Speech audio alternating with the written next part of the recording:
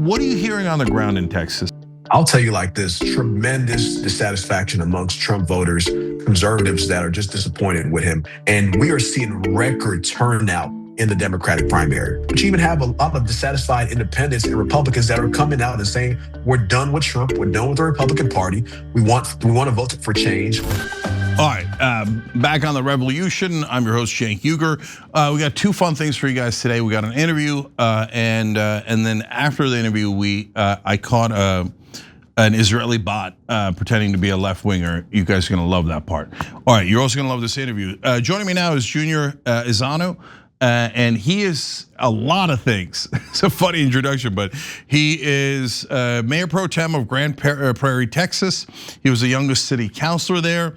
He's running for the Texas House of Representatives, District 101, and he manages Climate Cabinet's political program. So a lot to talk about. Junior, welcome to the show. Thank you so much for having me, Cenk. I'm so excited to be here, man. I've been watching you since I was 9 years old. So it's a full circle moment. I'm so excited to be here. That's awesome. Look, I got used to the fact that I'm old, so that that doesn't bother me as much anymore, or it really didn't bother me that much to begin with. But I love to hear that. Seriously, the fact that you've been watching now for 16 years or so, that's amazing, amazing. It makes me feel retroactively good about the work we did back then when we weren't sure anybody was watching. But okay, now let's talk about your work. So talk to me about Climate Cabinet. For folks who haven't heard of it, what is that? Yeah, so Climate Cabinet is a pro-climate action organization, and we support pro-climate candidates all over the country. We focus solely on states and local elections because we know that's where most of the impact is. On the federal level, we really struggle to find the ability to pass bipartisan legislation or just pass legislation that's really focused on climate action, other than the Inflation Reduction Act, which did, Trump did, basically destroy and just dissipate recently. So we focus really on the state and local. So far this year, we've already endorsed 36 candidates, 36 climate champions across the country in several important states. And there's 3 in particular that I'd love to talk to you today about, who are gonna really do really good work and are running in really important elections.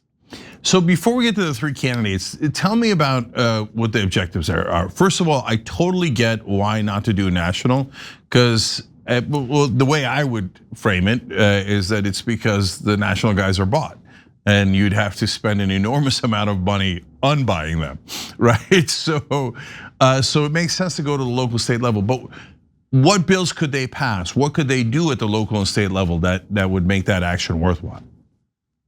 Great question. So let's say state legislatures. On the state legislature level, they can pass policies, pass bills that help with siting for solar farms or wind farms. They can pass legislation that increases investments into clean energy programs. They can, for city council, like for example, for me as a city council member in Grand Prairie, we passed policy to upgrade our fleet to have electric vehicles. To reduce our greenhouse gas emissions in our city. We've conducted studies, we work with different organizations.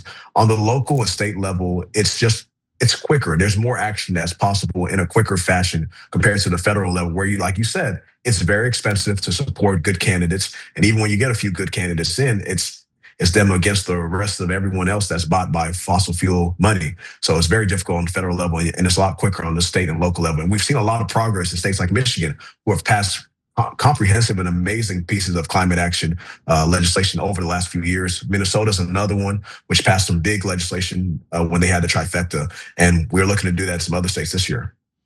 Junior, how worried are you that we're gonna waste another 3 years here under Trump? We already wasted 1. Like we were worried about the planet, before, and now we're just taking 4 more years off the clock, and we're gonna have to play even more catch up later. So how much does that keep you up at night?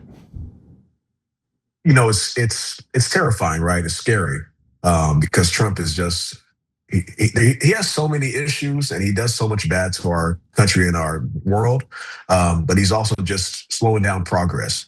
But we can't sit on the sidelines. We can't, cry and complain about it. We've got to get in the game. And Democrats can't just be defensive the whole time and try to slow Trump down from doing his destruction. We have to be offensive in states that are competitive, whether it's states like North Carolina, states like Pennsylvania, states like Michigan, states like Texas. Texas has a lot of potential. in pushing for pro-climate policies in the near future. So it's unfortunate that we're here right now, but Cenk, I'm gonna tell you this. You are somebody that inspired me to be who I am now. I talk about my job as a council member and a candidate for the State House of Representatives in Texas. A lot of my progressive views when it comes to policy and public policy came from you, came from Bernie Sanders. That 2016 Democratic primary really helped me cultivate who I am now as a leader. And I think it did it for a lot of other people. What y'all done with the Justice Democrats? Y'all did a lot of good for a lot of us and helped us get to where we are now. And I think better days are ahead, but we have to fight, and not just fight back, but fight on the proactive front as well. All right. Well, you're too kind, but I appreciate it. Thank you for saying that. Okay, so let's talk about. I love your attitude of let's fight forward, right? So tell me about the 3 candidates you guys are backing. Yeah, so we have somebody in New Mexico running for land commissioner, Juan Sanchez. So New Mexico is a Democratic state. It's a state that should have more pro-climate policies, but oil and gas money has just corrupted a lot of people that should be on the right side of these issues. So Juan Sanchez is running for land commissioner, and land commissioner oversees thousands, hundreds of thousands of acres, and whoever wins this race can decide if New Mexico will move in a pro-climate future or still be bogged down by the corporate and oil and gas money that has slowed down the state's progress when it comes to reducing greenhouse gas emissions, transitioning from fossil fuel dependency, moving towards pro-climate policies.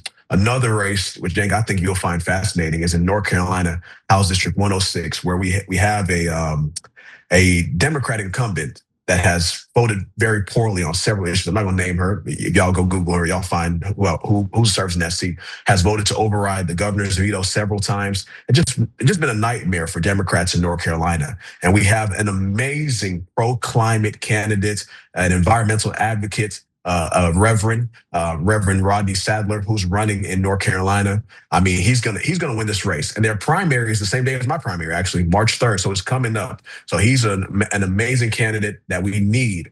An amazing brother that's gonna get into that seat and fight for the issues and fight for the values that we care about. And then lastly, I told you, state and local, right? States and local.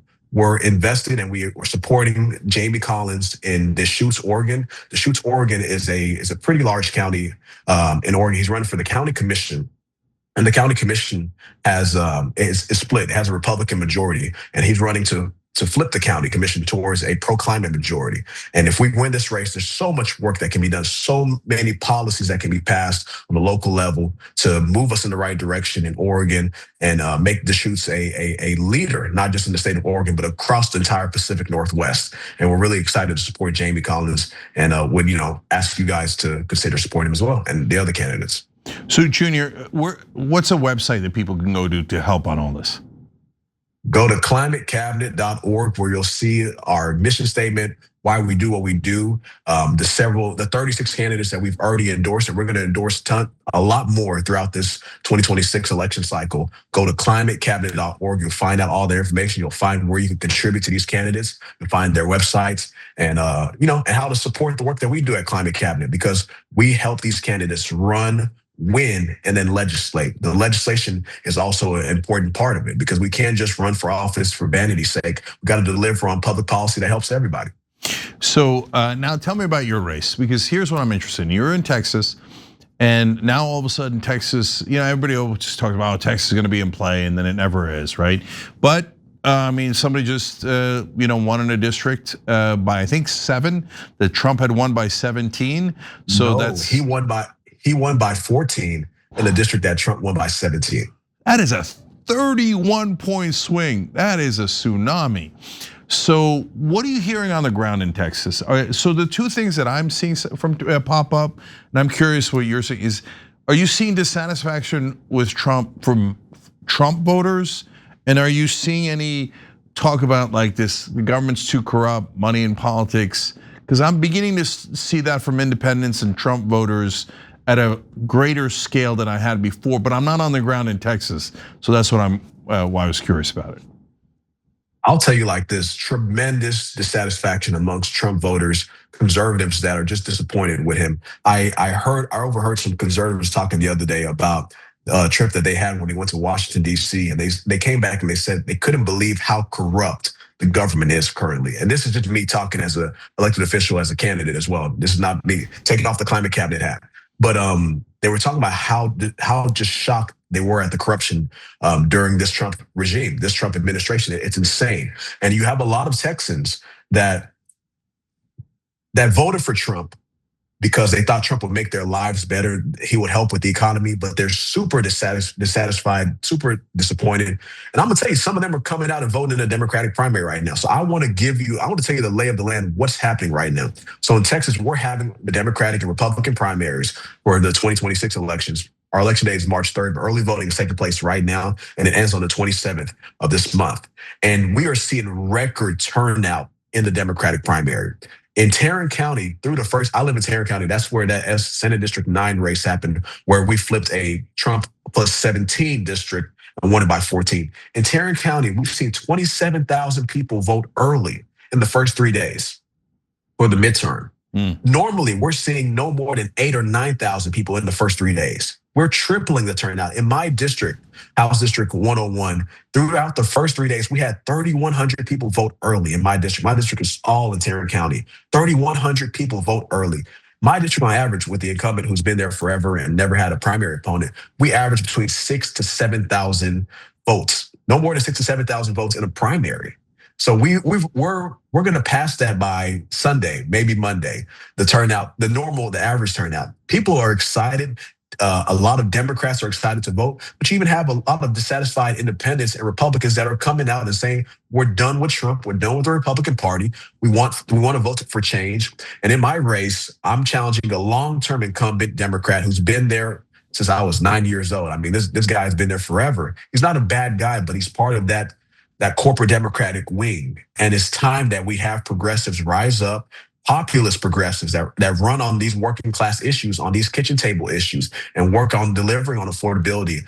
I always tell people about affordability when it comes to home ownership, not just housing. We're always talking about housing and building more units. We also have to create programs where people can buy single family homes, build up wealth, and buy something that they can transfer over to their children one day or their grandchildren. We got to raise the minimum wage from $7.25 to $15 an hour. We desperately need that. I did that as a city council member in Grand Prairie, got it to $15 an hour, but for the state, we need it on the state level. We have to fully fund our public schools and repeal that private school voucher law. That law is destroying our public education, and Democrats and Republicans agree on that policy. So there's so many things that we're seeing folks come around to. And one other thing I want to say, Jake, I don't want to give you too much credit on this, but I got to give you credit. 10 years ago, when Bernie was running in 2016, 10 years ago, he was touting a $15 minimum wage. 10 years later, $15 minimum wage has become a mainstream thing. We got states like Missouri and Nebraska putting together and passing a $15 minimum wage that went into effect in January of this year. So we can do it in Texas. We can do it in the South. We can do it in states that are not purple yet, but getting there. It's very possible. Being a progressive is now mainstream. Y'all saw what the New York Times had with that focus group. Progressivism is mainstream now. It's the norm. It's no longer far left or whatever. Everybody wants to be a progressive, and everyone is supporting our populist issues because it affects their day-to-day lives. People want to have homes. They want to be able to put their kids in quality public schools, and they want to live in great communities. And that's what I'm fighting for as someone that's running for state representative right now and trying to push our state forward and then help elect other populist progressive Democrats that focus on these economic issues. When we focus on the economic issues, you win a lot of voters that otherwise wouldn't have wanted to vote for you. So we'll put Junior's website as a link down below as well. So make sure you're checking that out. Okay, we're gonna go lightning round now, Junior. I got audience members that wanna ask you questions, then I wanna ask you some lighter questions and on a serious one. All right, so Killjoy100 just wrote in, can someone please ask Junior to explain Ted Cruz? Everyone hates him, why does he keep getting elected? Ted Cruz should have been beat in 2018. The only reason that he won in 2024 was just the Trump effect. Trump turns out a lot of Republican voters that otherwise won't vote.